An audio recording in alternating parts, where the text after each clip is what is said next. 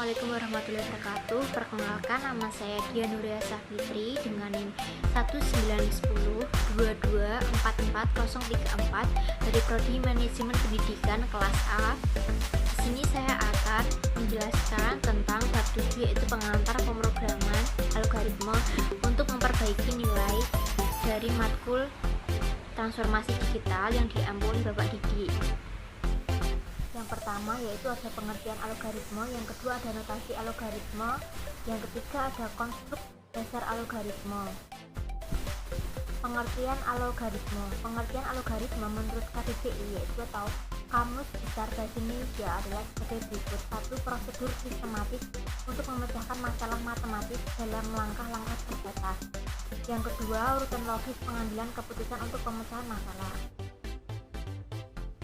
Algoritma secara umum juga dapat diartikan sebagai proses atau serangkaian aturan yang harus diikuti dalam perhitungan atau proses pemecahan masalah. Dengan kata lain, semua susunan logis yang secara diurutkan berdasarkan sistematika tertentu dan digunakan untuk memecahkan suatu masalah dapat disebut dengan algoritma. Lalu ada fungsi algoritma pemrograman. Nomor 1 yaitu membantu memecahkan permasalahan dengan menggunakan logika dan sistematis.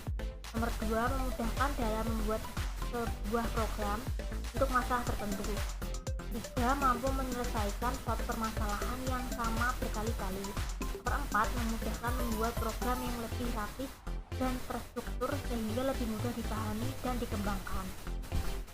Yang kedua ada notasi algoritma.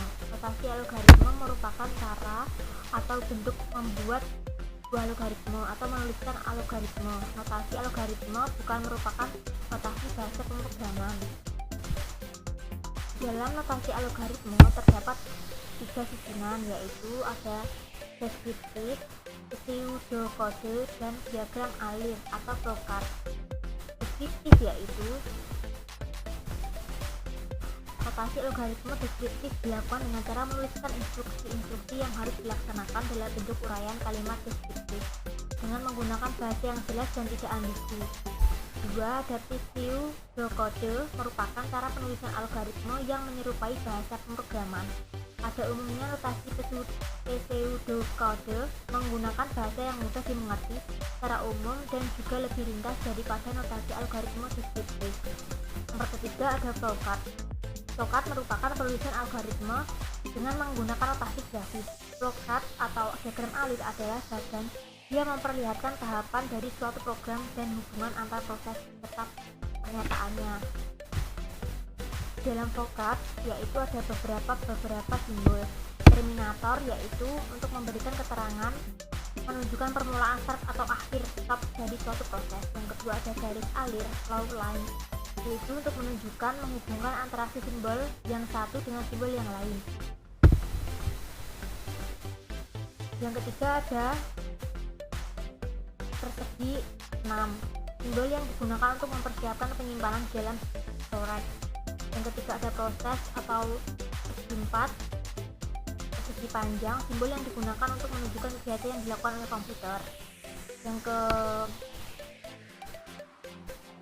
5 ada input atau output, simbol yang digunakan untuk menunjukkan proses input atau output yang terjadi tanpa bergantung dari jenis peralatan. Yang terakhir yaitu ada decision, simbol yang digunakan untuk memilih proses atau keputusan berdasarkan kondisi yang ada. Simbol ini biasanya ditemui pada flowchart program. Yang ketiga ada konstruk dasar algoritma, yaitu ada 3. Yang pertama ada runtunan, sequencing, yaitu sebuah runtunan terdiri dari satu atau lebih instruksi.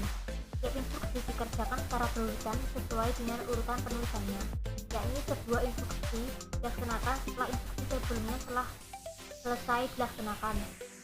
Yang kedua ada pemilihan atau selection. Ada kalanya sebuah instruksi dikerjakan jika kondisi tertentu dipenuhi.